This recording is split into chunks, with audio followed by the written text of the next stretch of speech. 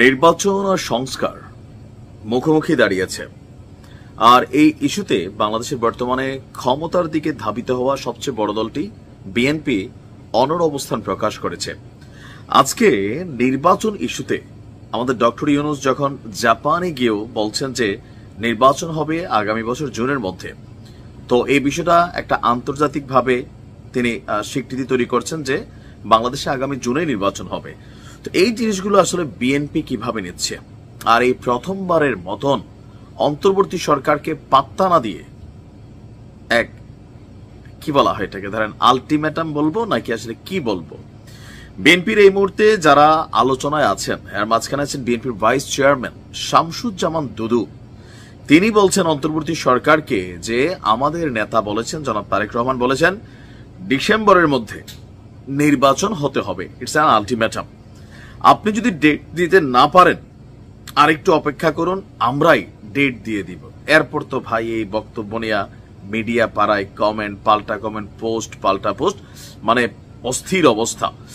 আজকে গণতন্ত্র এবং বাক স্বাধীনতায় প্রতিষ্ঠায় জিয়াউর রহমান শীর্ষক খুলনা মহানগর বিএনপির আলোচনা সভায় এই কথা বলছেন তিনি বলছেন আপনাদের যারা কর্মচারী, এখানে পুলিশ প্রশাসন যারা দেশের মানুষের অর্থে চলে, আর সেখানে আপনি যদি নববধূর মতন আচরণ করেন তাহলে আমরা কি করব? আমাদের তো একটা ডেট দরকার না?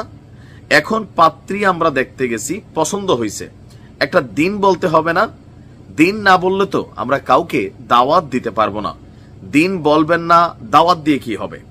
ওনার বক্তব্য যে আমরা ডক্টর ইউনূসের বিরোধিতা করিনি, তিনি যদি সিদ্ধান্ত নিতে ব্যর্থ হন বিএনপি ব্যর্থ হবে না। তারেক রহমান চূড়ান্ত কথা বলেননি, যখন তিনি চূড়ান্ত কথা বলবেন তখন সারা দেশ স্থবির হয়ে যাবে, সেদিন বসবেন। এবং তিনি মনে করিয়ে দিয়েছেন যদি বিএনপি 17 বছর আন্দোলনে না থাকতো, 1 মাসের আন্দোলনে শেখ হাসিনা সরকারের পতন হতো না।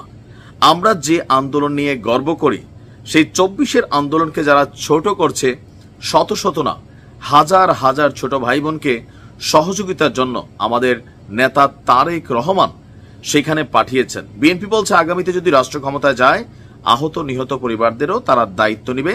আপনারা ইতিহাস পড়েন, না হলে কিভাবে 1 মাসের অর্জন ছোট করছেন। মানে এখানে মোট কথা হচ্ছে যে বিএনপি যদি নির্বাচনের তারিখ বইলা দেয় তাহলে এই অন্তর্বর্তী সরকারের কি প্রয়োজন আছে? অথবা বিএনপির এই বক্তব্যটা লিগেলি কতটুকু গ্রহণযোগ্য হবে? অন্যান্য রাজনৈতিক দলগুলো এটাকে কাউন্টার করবে কিনা? তো অন্যান্য রাজনৈতিক দলের মধ্যে কারা আছে? জামাত আর হচ্ছে আপনার, আমরা যদি ধরি হচ্ছে এনসিপি। তো জামাত সংস্কারের জন্য আগামী জুন পর্যন্ত সরকারকে কিন্তু সময় দিতে চাচ্ছে।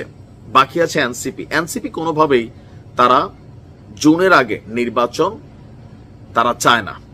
আমার ধারণা তারা চায় আরো 2-4 বছর ডক্টর ইউনূস সরকার ক্ষমতায় থাকুক। কিন্তু এই যে কনফ্লিক্ট দেখা দিয়েছে, এটা যদি রাজপথে নামে, বিএনপি যেমনটা বলছে যে ঈদের পরে তারা রাজপথে যাবে।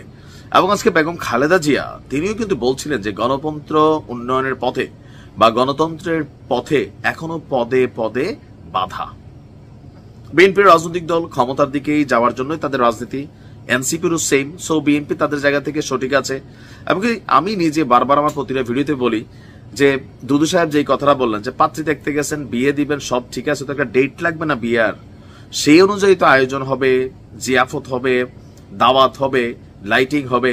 সো এই ডেটটা ছাড়া তো অন্ধকার একটা পথে আছে যে মেয়ে তো পছন্দ হয়েছে, ঠিক আছে, বিয়ে কি করাইবেন নাকি করবেন না? করাইবেন, কবে করাইবেন ভাই? মাইয়ার গার্জিয়ান হিসেবে তো আমরা একটা ডেট চাই। এই জিনিসটাই আসলে বিএনপি বা দুদু ভাই তিনি প্রকাশ করতে চেয়েছেন। এখন বিএনপি আর ডক্টর ইউনূসের সরকারের মধ্যে বিশাল ফাটল একটা দেখা দিয়েছে। আর বিএনপি তো অসহযোগিতা করে, ডক্টর ইউনূসের সরকার অসহিষ্ণু হয়ে উঠবে, পারবেন না তিনি কন্ট্রোলিং করতে। দেখা যাক কি হয়। ভালো থাকুন।